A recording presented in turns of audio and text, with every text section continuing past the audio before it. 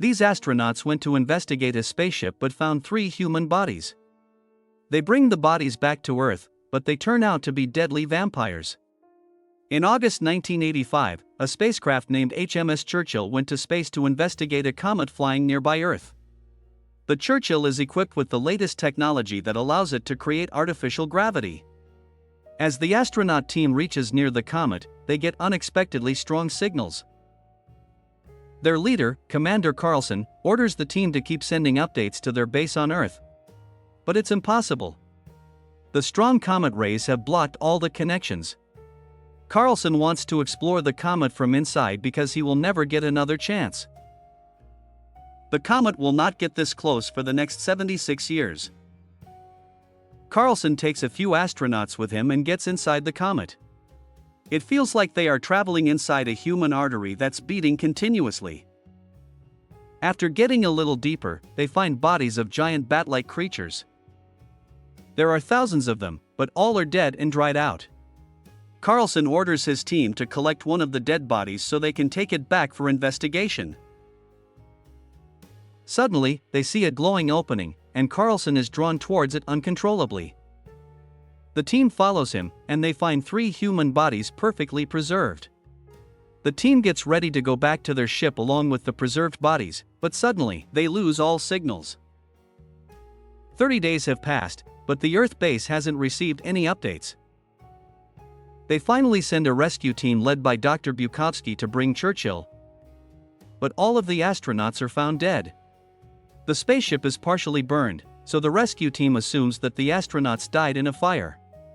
All of the records and videos are destroyed as well. However, the alien bodies they were carrying were perfectly safe. The rescue team carries them back to Earth and puts them under a secret research base. The rescue team believes the aliens are dead, but the rest of the team doubts that because they aren't qualified enough to declare alien death. Dr. Bovey is observing the bodies through the security cameras but gets distracted by the news on TV. The comet they were investigating hasn't left. Instead, it's getting closer and closer to the Earth's atmosphere. People don't take it as a threat and keep enjoying the rare sky view.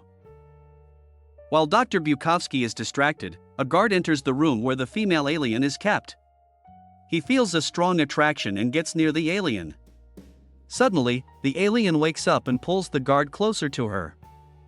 Dr. Bukovsky notices this incident in the security footage and rushes to that room.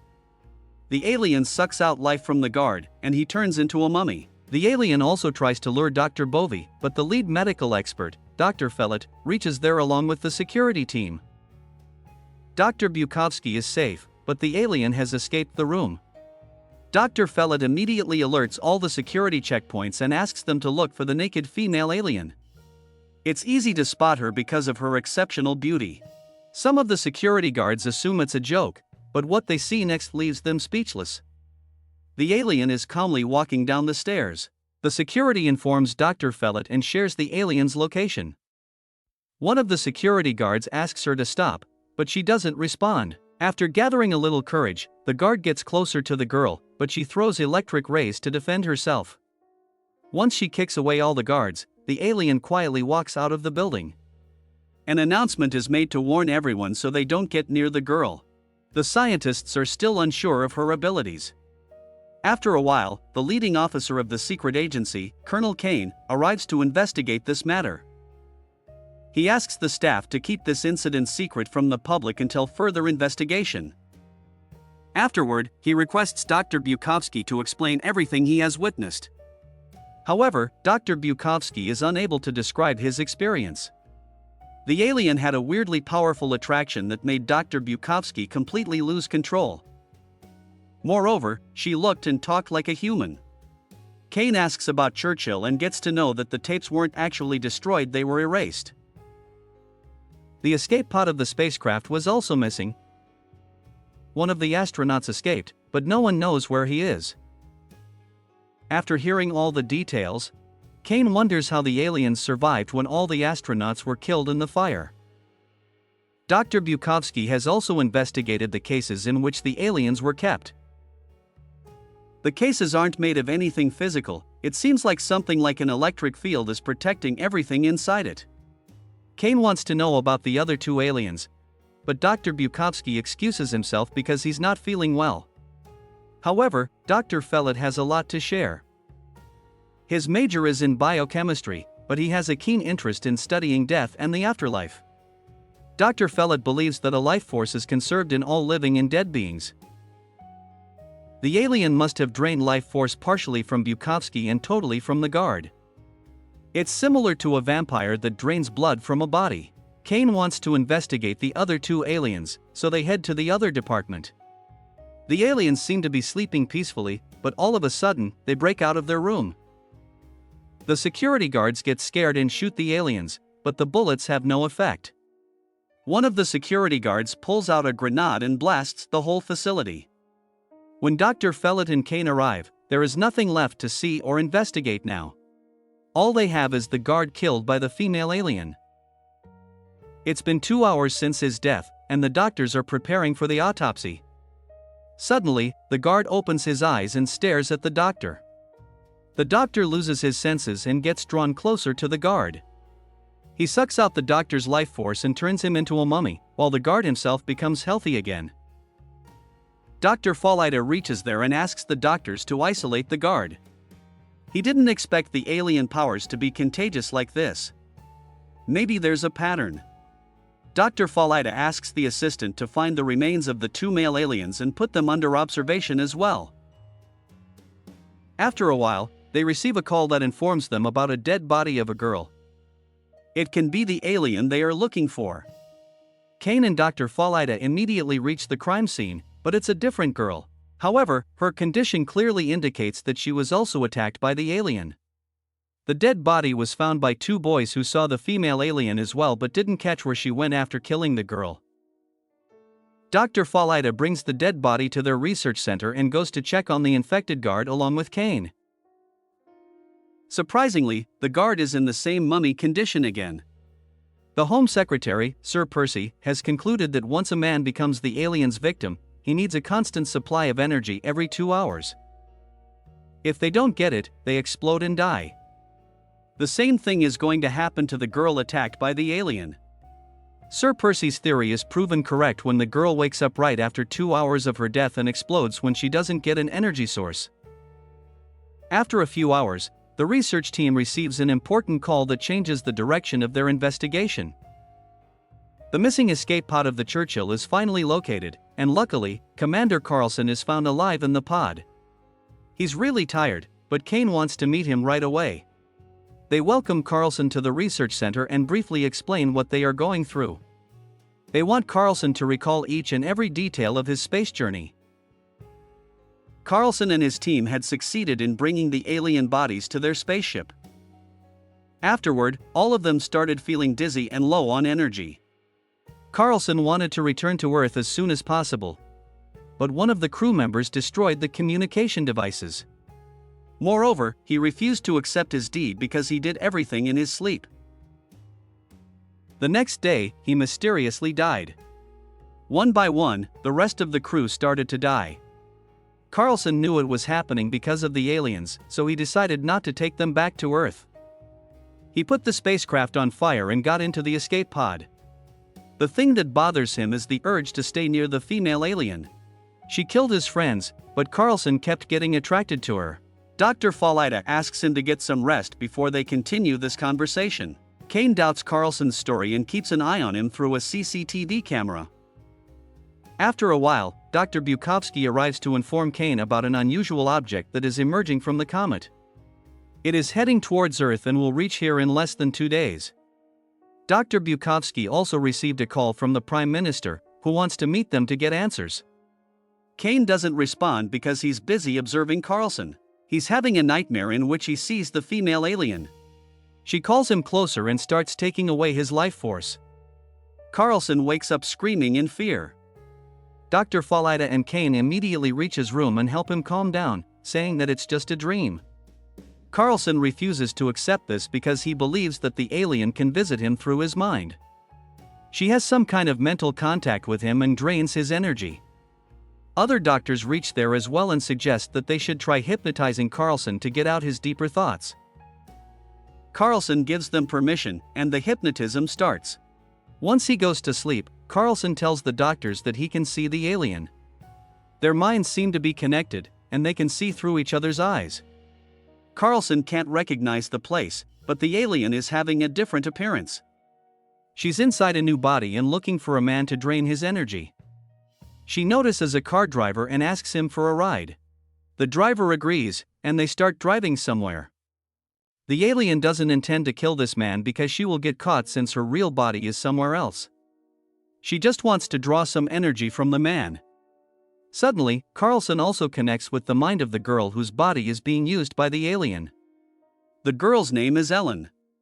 Carlson also mentions the car model and license number.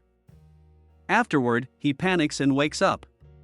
Kane immediately calls the police to give them the car number and the girl's name. Hopefully, they can find her because the research team has no other clue. The alien is not killing more people because she doesn't want to leave a trail. She's just moving from mind to mind and body to body, draining a little bit of energy from everyone. But her original body must be hidden somewhere, and the research team must find it as soon as possible. Moreover, they also have no idea why the comet is drawing near to the Earth. What if it's full of more such aliens? If yes, then it will be the end of the world. While the police are busy searching, Dr. Falaida continues his research and examines a tissue sample of the alien. On the other hand, Sir Percy receives updates from the police and immediately informs Kane.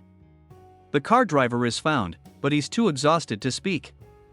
The girl he picked up is a nurse named Ellen, who works at a mental asylum for criminals. Kane follows Sir Percy to the asylum and brings Carlson as well. They are greeted by the director of the asylum. Dr. Armstrong, Kane, and Carlson go to meet Ellen while Sir Percy prefers investigating Dr. Armstrong. Carlson asks Ellen about the car driver, but she doesn't seem to remember anything. He senses that the alien is still in her mind, so he starts forcing her out of Ellen's body. The girl falls unconscious, and Carlson believes that the alien has now left her body and entered another one. Carlson has seen the new victim in the girl's mind and explains the appearance to Dr. Armstrong. It's one of their patients. Kane and Carlson want to meet the patient immediately. The head nurse joins them and brings an injection to keep the patient under control. Kane volunteers to hold the injection while Dr. Armstrong goes to wake up the patient. Suddenly, Carlson grabs Dr. Armstrong from behind, and Kane injects him. When Dr. Armstrong greeted Carlson at the hospital, Carlson had read his mind and knew that the alien was inside him. He pretended to target someone else so that the alien wouldn't try to escape. Right now, she is trapped in Dr. Armstrong's body. Carlson explains everything to the nurse and asks him to bring 3 more doses of the same injection. Carlson connects with Armstrong's mind and asks him to talk, but the alien interferes. Carlson threatens to keep the alien trapped in this body unless she reveals her true intentions. Carlson asks about her perfect human appearance and the bat-like creatures in the comet. The alien reveals that the bat-like body is their original form, but they changed it according to the desires of the astronauts visiting them. The female alien went into Carlson's mind and became the woman she found in his deepest thoughts. She also learned human language from him. Before Carlson can ask more questions, the alien starts pulling him closer to suck his life force. Kane and Sir Percy try to stop Carlson, but the alien pushes both of them away. Kane survives the attack and injects Armstrong with a heavy dose of sleeping medicine. However, Carlson still hasn't returned to his senses. He says they are too late and that the alien can't be stopped now. Kane asks the nurse to prepare stretchers for Sir Percy and Dr. Armstrong. Once the nurse is gone, Kane asks Carlson for more details. There's a possibility that the research team hasn't found all the alien's victims. If one of the victims enters the city, the infection will spread like a chain reaction. Kane and Carlson get into a helicopter and head to the meeting with the Prime Minister. On their way, they receive a call from Dr. Falaida, who shares some shocking news. The 2 male aliens didn't die, they shifted into the bodies of the soldiers who shot them. Falaida has killed one of them using an ancient weapon, a leaded metal shaft that can penetrate the alien's energy core. The other male alien is still free on the streets. Dr. Falleda believes that the legend of vampires originated from these aliens. They must have visited Earth before, and people named them vampires. Suddenly, the call drops, and something strange excretes from Armstrong and Percy's body. It takes the shape of the female alien and melts down. She has escaped to her original body in London. Kane believes Carlson is hiding something, so he demands the whole truth. The one who destroyed the communication devices was actually Carlson. He didn't want anyone on Earth to know what he did. He was the one who opened the alien case because of the strong attraction he felt. The alien took some of his energy and gave a little bit of hers in return. She killed the others but let Carlson stay alive, although he doesn't know why. After a while, they arrive at the Prime Minister's office, but they catch him sucking life force from his secretary. He's also infected, like thousands of others in the city. Kane and Carlson get back in the helicopter and fly away. They need to meet Dr. Falleda. But the city is under martial law, and military officers trap Kane and Carlson, demanding their identities. Kane introduces himself and requests to meet the head officer. He explains the situation and asks for updates. The comet has entered Earth's atmosphere and connected with London through a light ray. Carlson believes that the light ray is actually all the energy the aliens have collected. They are sending it to the comet through the female alien. She must be right under that blue light. Carlson is drawn towards her because she wants to take back the energy she gave him. She only gave it to study humans. Kane goes to request the officer to let them go so they can stop the alien. But Carlson doesn't wait for permission and escapes in a military car. Kane follows him but loses track. He goes to the research center but only finds Dr. Falleda there. He's the only survivor. Dr. Falleda has been researching for a while and has finally connected with the aliens. The female one is hiding in a cathedral. Unfortunately, Dr. Falleda is also infected and needs another dose of energy. Kane shoots him and takes the lead shaft. Meanwhile, Carlson has reached the cathedral and is losing himself to the female alien. Kane must hurry if he wants to save the world. The whole city is full of infected people, making it difficult to move around. Kane risks his life and finds the male alien outside the cathedral. Kane bravely attacks him with the shaft, killing him. Then, he enters the cathedral and witnesses Carlson being devoured by the alien. Kane shouts to bring him back to his senses and throws down the shaft. Carlson uses the shaft to kill the alien along with himself because he is now a part of her. Once they die, the comet loses its connection, and Earth is saved.